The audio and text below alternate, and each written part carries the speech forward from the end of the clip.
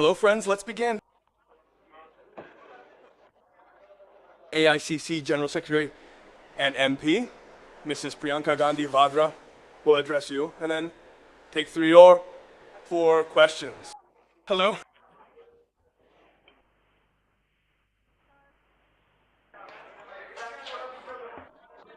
Priyanka. First of all, I would like to say that what happened yesterday was a huge victory for democracy. The government's conspiracy to alter the federalism and welfare structure and weaken democracy was defeated. It was stopped. This was a victory for the Constitution, a victory for the country, and a victory for the opposition. You must have seen it clearly reflected on the faces of the ruling party leaders. Look, I was listening to the speeches of the Home Minister and the Prime Minister. Several times on different occasions, both of them said in their speeches that if you don't agree with this, you can never sit here. You can never come to power. You can never win. And this made it very clear what their intentions were. We were all a little surprised that this session was being called. The legislative assemblies were in session. It was being called suddenly. In 2 states, there was a lot of haste. No one knew what was coming until a day before what will be in the draft. They make the draft public just a day before, so we don't have time. So we've all been wondering what's going on and why. I think it's all a conspiracy. A conspiracy to stay in power somehow. If it's not done now, the delimitation they're trying to do by 2029, based on the 2011 census, won't be completed. So to achieve all this, we need to make a plan for how we can stay in power permanently. And how can we do it? We can use women to bring in reservations for women. If they agree and it's passed, then on one hand, we'll do it. On the other hand, we'll have complete freedom to manipulate the seats, You can delimit the seats in any way you like, If it's based on the 2011 census, they won't have to even consider the caste census. So it's clear that they thought, if it's passed, we'll become the messiahs of women. If not, then by calling other parties anti-women in front of every leader, you are women. We know that becoming the messiah of women isn't so easy. You have to demonstrate it. There's a history. The Congress Party has a history. The opposition parties have a history. The BJP has a history regarding women, and that history is very clear. You're standing up and saying the opposite in the House. Doesn't make any difference. Women are watching. They saw Uno. They saw Hathras. They saw the Olympic athletes. They were sitting on the streets in Delhi. Who asked them? They saw the women in Manipur. Who asked? And today you're standing in parliament and saying we want to be the messiahs of women. So it's very clear that this wasn't about the women's reservation bill. It was about delimitation, and they had to do delimitation on a basis that didn't require them to look at cash data and gave them complete rate as they pleased. So that was simply not possible. I'm very happy that you and the country have seen how they are defeated when the opposition unites. Someone asked me on my arrival that it's a black day. You're calling this government a black day. It's a black day for them because for the first time, they've suffered a setback, which they deserved. The problems of today's women are increasing exponentially. The struggle is growing. Women aren't fools. They see everything. That PR media game won't work anymore. If you want to do something concrete, bring back the bill that was passed unanimously in 2023. All parties supported it. If you need to make a few minor amendments to it so it can be implemented now, do it and implement it now. Akalai, give women their rights, give them their rights now, but don't.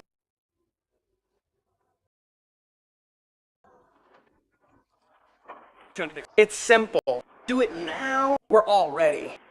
Now you ask. My question to you is this. After this bill was defeated, the government has been repeatedly saying that Rahul Gandhi said on the floor of the House that if the bill is to be passed, then in the current circumstances, you should pass it in 1 second based on the existing seats of 543. So will the opposition be ready for that? You mentioned the 2023 bill, but if the current seats are 543, then the... Boom. 2023 bill that was passed stated that 33% of these seats would be given to women. It also stated that delimitation would occur after the census and then 1/3 of the seats would be decided. So,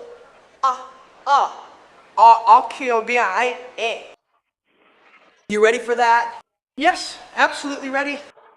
Priyanka ji, we watched the debate for 2 days and now credit is being claimed from there as well. You are also claiming it. No, we are not claiming credit. The question is, we are telling you about history. The Congress Party started this initiative in 1928.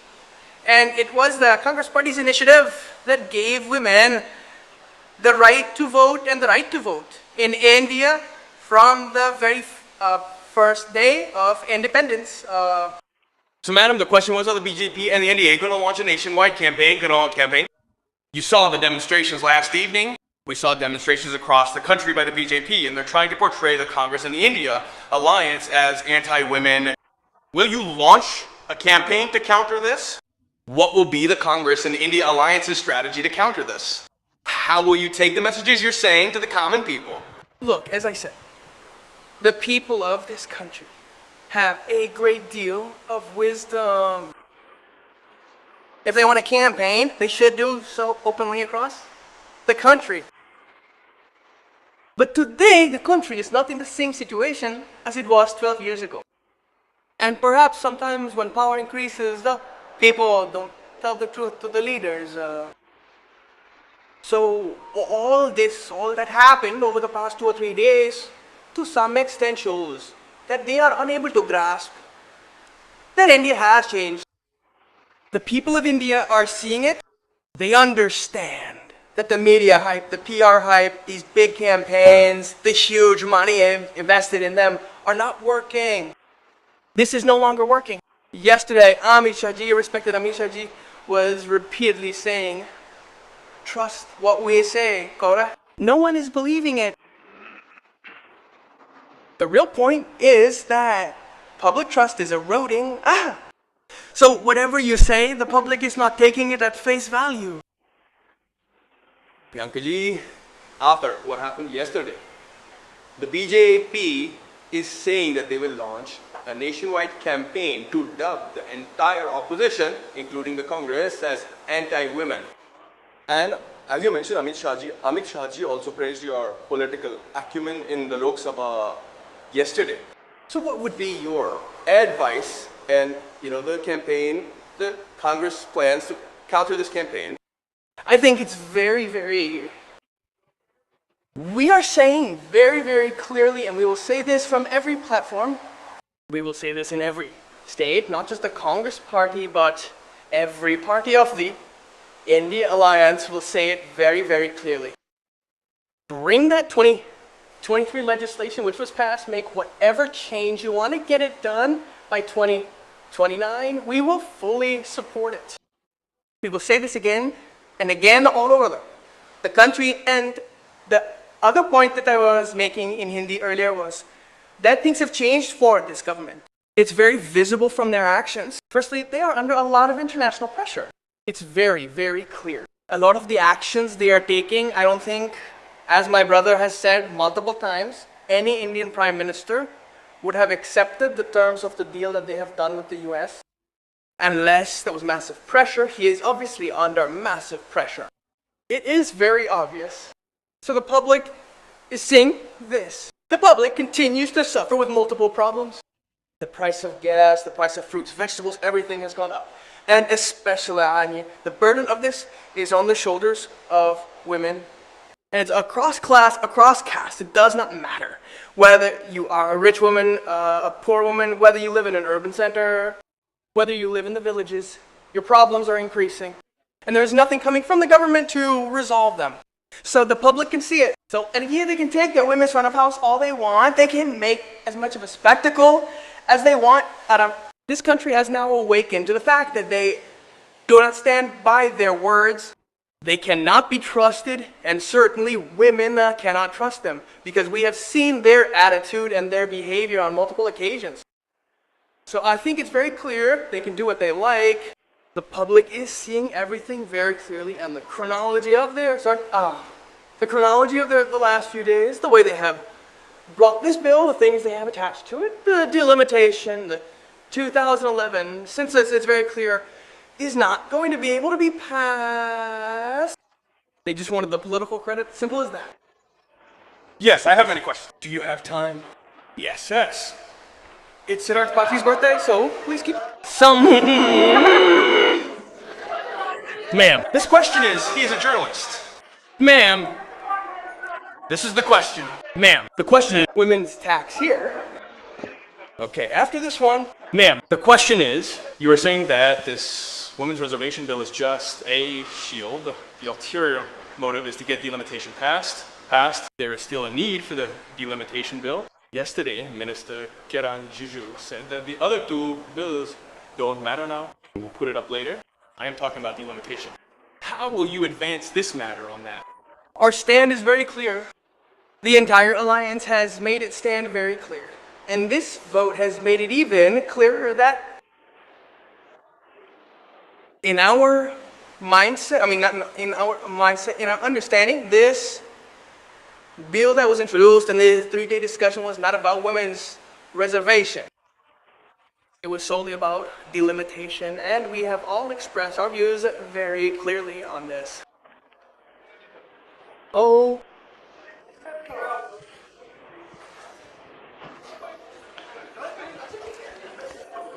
Ma'am, sir, there are women here. She too, and I too. Ma'am, you said about 543 seats that if the government allocates all the existing seats, there's no provision for OBCs. There are provisions for SCs and STs, so Proper provisions be made for them as well.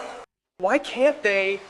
And secondly, ma'am, to counter the government's narrative, since the government is saying they will take to the streets and fight this battle from parliament to the streets, does the Congress party have a similar thought process to take to the streets? And if they do, did they have a plan in place? Perhaps this was also part of that plan. We defeated them in parliament yesterday. We will sit together today and think about what we need to do, and we will definitely do something. Yes, Priyanka, the government's saying you are anti-women. You were saying that 33% on 543 seats. Wait a minute. I am a girl and I can contest. I made 40% women contest in Uttar Pradesh. That is a different matter than only won. That is a different matter, but you have said a system. But this was my question, that the fight is its place. Whether this law is implemented or not, can the oldest party of the country, Congress, be the first to do this? Can it announce that in the coming elections, we will give 33% reservation to women without any law? See, our hope is that in the coming elections, 43% women will contest the elections. And we are saying again and again that bring the bill in, bring it again, we will pass it with you, Today, the opposition is planning to write a letter to Prime Minister Narendra Modi for the implementation of this bill. But are you also going to mention about the OBC quota? Because already for SC/ST, there is a provision which is being passed, and for Muslim reservation also, it was being demanded by the Samajwadi Party. Are you also going to support that in this particular letter? Look, the OBC quota, I think almost every speaker from the opposition has referred to it. We are all saying that if there are women's reservations, just like there will be 1/3 reservations in the ST and the SC, there has to be an OBC reservation which is commensurate to the number. That's it, you are saying it again and again. Priyanka ji is asking something. Priyanka ji, my name was Vincent Manit by them. Will you get a chance? Priyanka ji, my name is Poonam and I am from Amar Ujala. Priyanka, my question is that delimitation was frozen until 2026. Now that delimitation has been reopened. You said yesterday that the Women's Amendment Bill was not introduced because the delimitation was arbitrary. Now that delimitation is to happen, what format should that delimitation take in Congress's view, and what will Congress demand for it with dadis? We have repeatedly said that delimitation should first be conducted through a caste census before delimitation. It should be based on that. Look, they want to form a delimitation commission in which these three people will appoint their own people. They, just like they have formed all the other commissions and captured them all. So how can we trust them? Have you seen what they have done in Assam and J&K during delimitation? Opposition party leaders have divided leads arbitrarily, In J&K, there are some seats where one part is on one side and the other on the other. Who can trust them just to maintain their power? The public is not trusting them. Are you saying that we should trust them? Last but not least, Priyanka ji, just as Indira Gandhi